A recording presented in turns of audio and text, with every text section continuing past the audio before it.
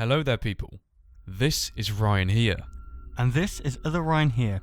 And today we have another interesting theory for you all. Now in this one we're hopping back to the Five Nights at Freddy's 3 teaser trailer which was released just a week ago. And in particular we're going to be looking at the sequence where we see Salvage being possessed next to a wall. Now, in this sequence of events we're more interested in what is behind Salvage. We've actually seen this pattern before, and what we're going to be discussing is if this sequence is taking place in Five Nights at Freddy's 1. Yes, so like you just said there, it's a very similar pattern, just behind Salvage in the Five Nights at Freddy's 3 teaser trailer at the end where we see him being possessed. We can see a black and white checkered pattern with a red trim. Now if we look at a Five Nights at Freddy's 1, any image from the pizzeria, we will see the same pattern all around.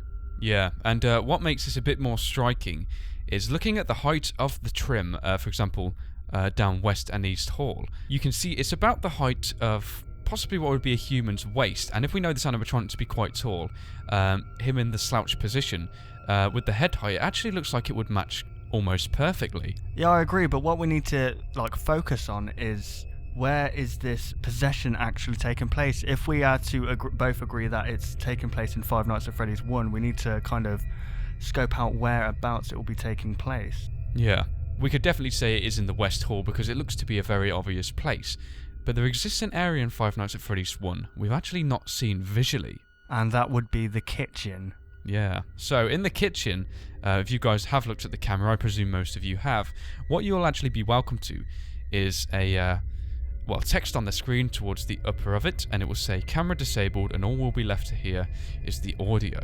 And I think a lot of people speculated why we can't actually hear anything, see anything rather, and there's been a lot of theories spanning off of this. Yeah, the first ever theory was because of the whole Golden Freddy. No one was expecting to see Golden Freddy in the first game, so that's loads of people said to themselves maybe it's, Golden Freddy is in the kitchen, and that was the first original theory of what's in the kitchen. Yeah, and I think as time's kind of scoped out, as you said before, we now know this other animatronic, this presumably new animatronic. Well, I can't say new to us all, but we can presume that it's existed throughout the entirety of all the pizzerias. I mean, constantly, as I've said in many other videos, he hints that he's always been here and still is here. And this animatronic, we know, he looks very withered, and to be in that condition, you've got to existed for just a little while, I suppose. Yeah, definitely. Yeah. But what we need to ask ourselves is why is the camera disabled? If the audio is working, that means the camera is working, but obviously the management don't want you to see something inside there. And as you notice on Five Nights at Freddy's 1, the phone guy doesn't mention anything about the kitchen. Yeah, I don't think he does anyway. No, I don't think he does actually, and we can hear frequent sounds of definitely movement, which leads on almost to the next point, which is why do the animatronics enter the kitchen area? When they enter the kitchen area through only the audio, it is made very apparent that they are definitely interacting with something in there. Now, what are they interacting with?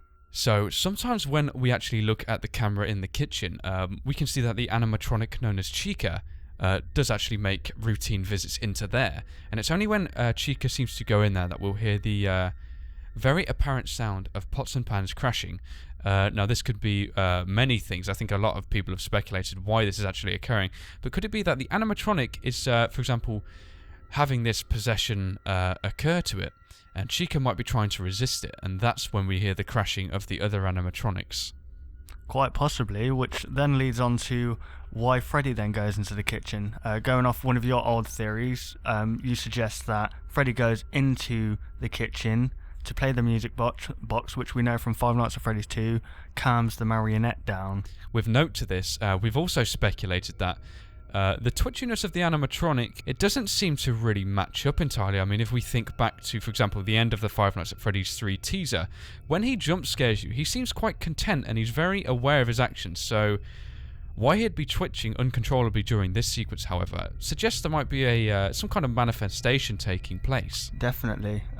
One of the major theories is obviously that the marionette in Five Nights at Freddy's 2 is just a normal puppet, but in Five Nights at Freddy's 1, we know that the marionette is there. We know of its existence due to the posters in the East Hall on the wall. So we know that the marionette is there, and also in Five Nights at Freddy's 2 cutscenes, we can see the marionette is also in the first pizzeria while second pizzeria it would be in a timeline. Yeah, definitely. And I think if we also think back to the trailer again, I mean the initial pan down that corridor, it shows a lot of drawings on the wall.